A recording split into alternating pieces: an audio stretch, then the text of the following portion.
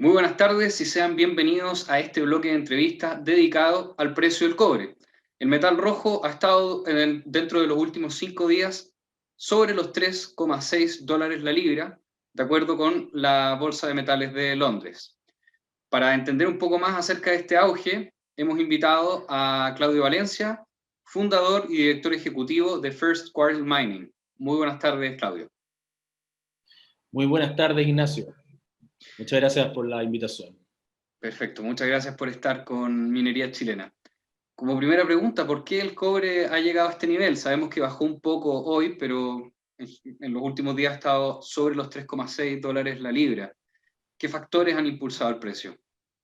Sí, bueno, viene hace un buen rato una tendencia al alza el precio.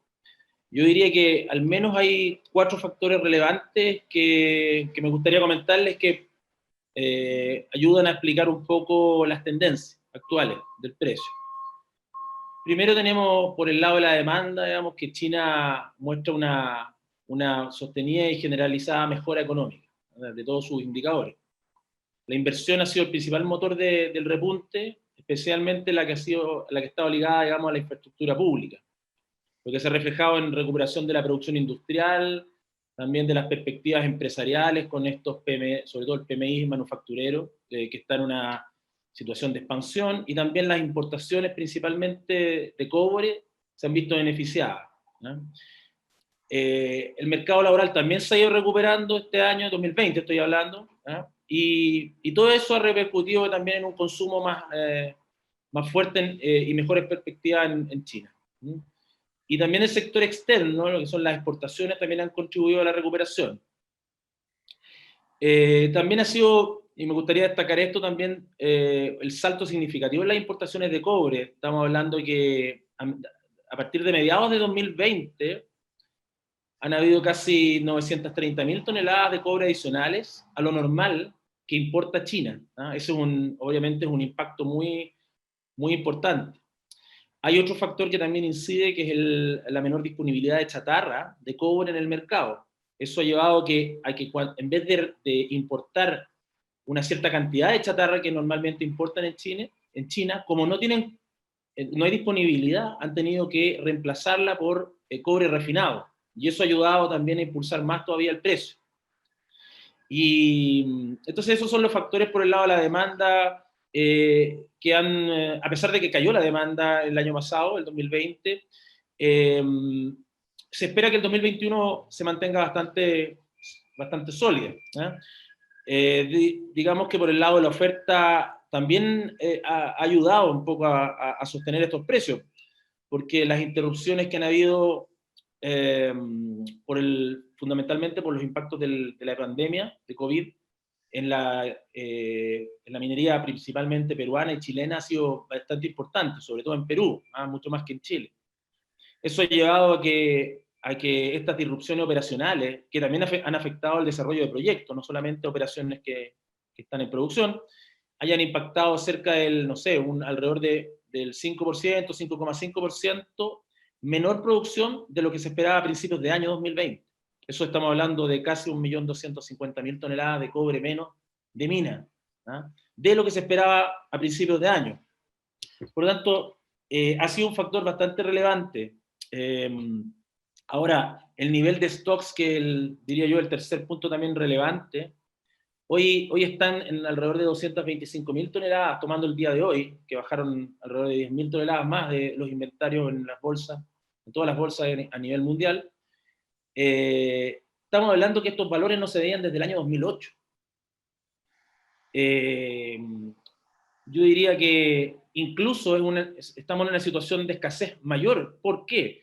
Porque el consumo de cobre actualmente es un 30% superior a la cifra que había en 2008. Por lo tanto, a iguales niveles de stock, obviamente hay una escasez mayor, ¿no? Porque el consumo mundial es mucho más grande hoy que en el año 2008. Eso significa que esta escasez, si sumáramos todos los inventarios en bolsa, que se denominan inventarios visibles, tendríamos apenas para 0,5 semanas de consumo. No es nada, ¿eh? Es muy poco.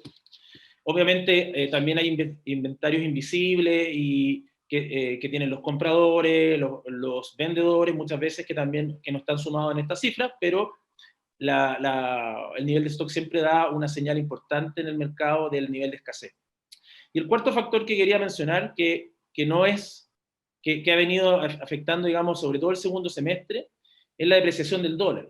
La depreciación del dólar, desde mayo de 2020, el dólar a nivel mundial, ponderado por una canasta de monedas, digamos, de las economías donde, digamos, las más importantes a nivel mundial, estamos hablando que se ha depreciado casi un 10% con respecto a esta canasta. Esto ha sido impulsado por la debilidad de la economía norteamericana y también los planes de estímulo fiscal y monetario en Estados Unidos. ¿Ya? ¿Y cómo afecta esto al precio de los commodities? Como las materias primas en general siempre tienen una relación inversa contra el dólar. ¿Pero por qué? Porque cuando el precio del dólar cae, los extranjeros, los países, en países como por ejemplo Chile o China, se hace más barato comprar, importar. El poder adquisitivo aumenta y eso hace que tú demandes más. Y esto tiene un efecto, obviamente al haber mayor demanda, también impacta el precio al alza en dólares. Por lo tanto, es el cuarto factor que quería mencionar, porque ese mismo factor se pudo ver en el ciclo pasado. Una economía norteamericana muy débil y una economía china muy fuerte, que es la misma situación que está ocurriendo hoy en día. Bien, y concatenando quizás estas 4 razones, ¿cuál va a ser más o menos el precio del cobre para 2021? ¿Qué proyecciones hay? Mira, yo diría que muchos de los elementos que están presentes en China hoy deberían mantenerse durante 2021. Se ve bastante sólido todavía lo que es el PMI manufacturero, por ejemplo, que es un índice bastante importante para lo que es el consumo de cobre, es un anticipador, y está todavía en expansión, por lo tanto, los próximos meses debería continuar creciendo China. Hoy, hace unos días atrás salió la cifra de crecimiento del tercer trimestre, fue un 6,5%. Para el 2021 estamos esperando un crecimiento en torno al 8% de la economía china. Y en ese sentido, también un factor relevante, aparte de China, es que las economías, las principales economías avanzadas y tanto emergentes, es de esperar que en 2021 empiecen a recuperarse también. Por lo tanto, habría otro factor positivo para la demanda de cobre. Por lo tanto, en ese sentido, yo esperaría un crecimiento del consumo de cobre en torno al 2,5-3%, que es bastante positivo.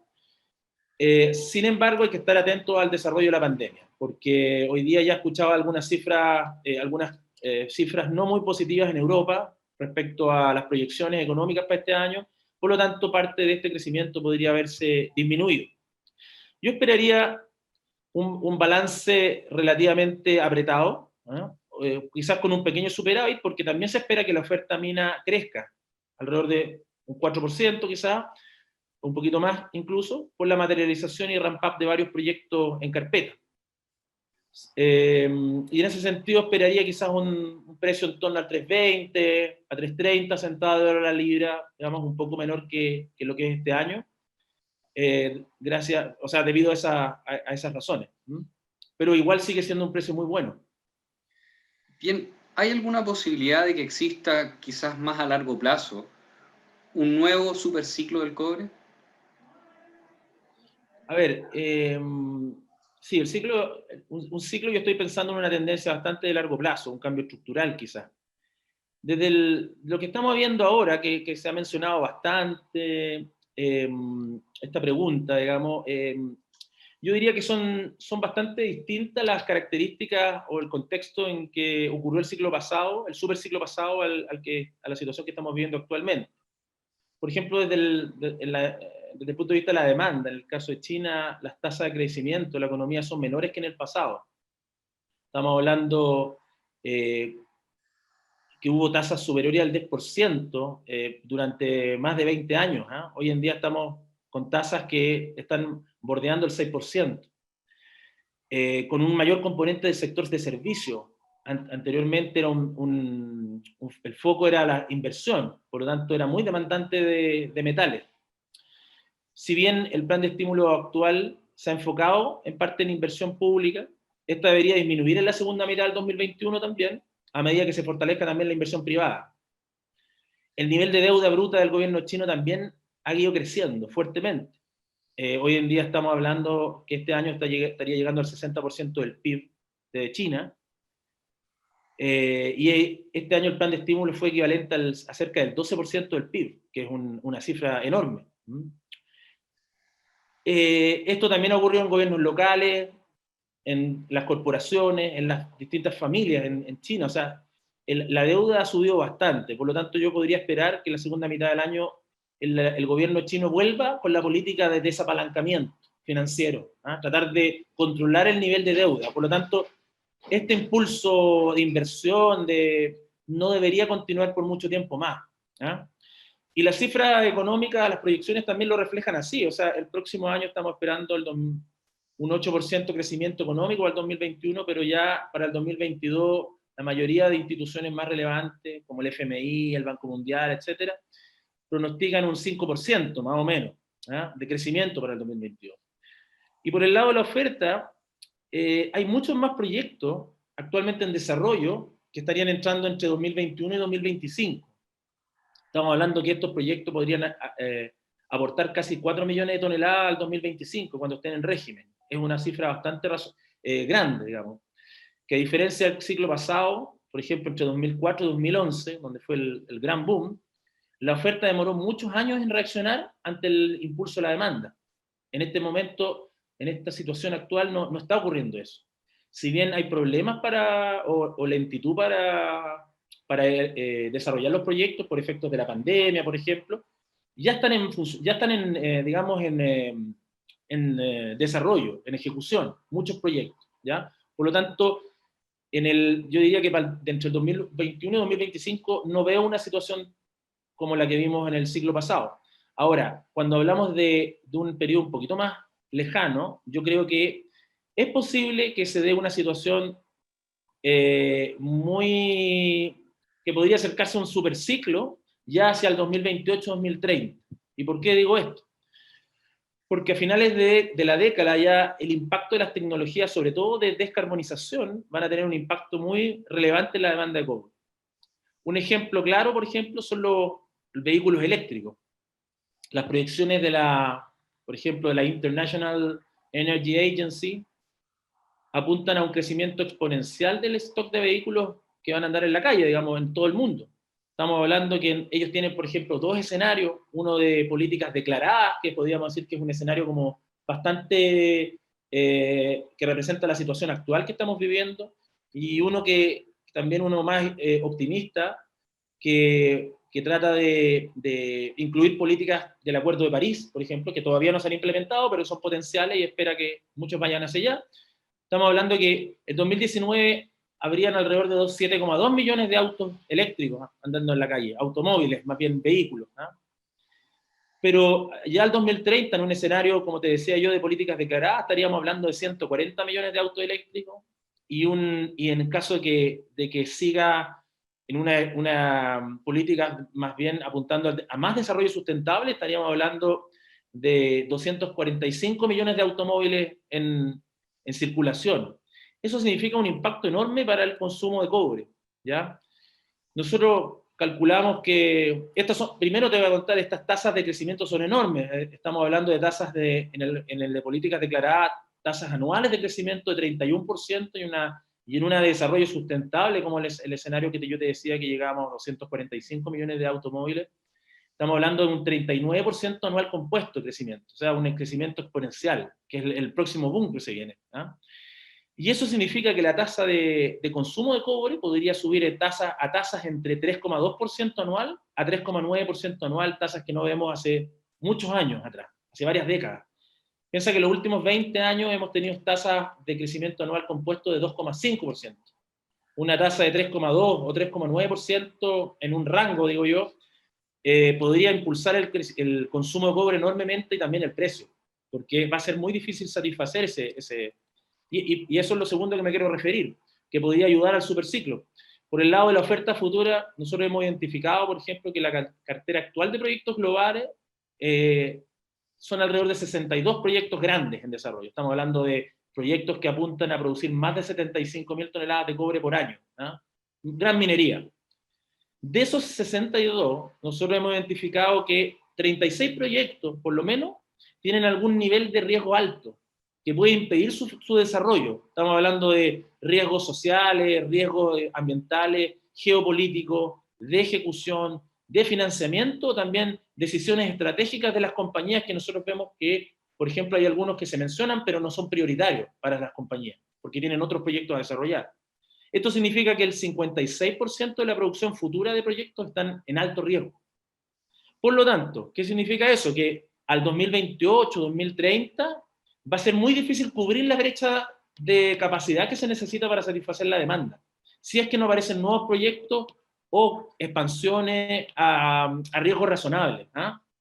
Quizás un buen precio, quizás esto adelanta el alza del precio del cobre, ¿ah? Y eso lleva al desarrollo anticipado de muchos proyectos, ¿ah?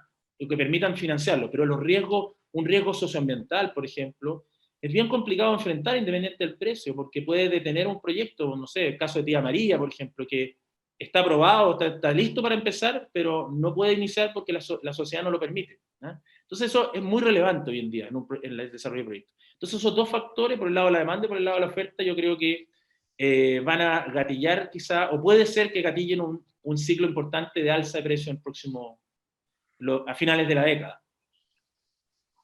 Bien, bueno, agradecemos a Claudio Valencia, director ejecutivo de First Quartile Mining, por esta entrevista y dar sus proyecciones, no solo para el precio en el corto plazo del cobre para este año, sino que también para la década. Así que muchas gracias por haber estado junto con nosotros.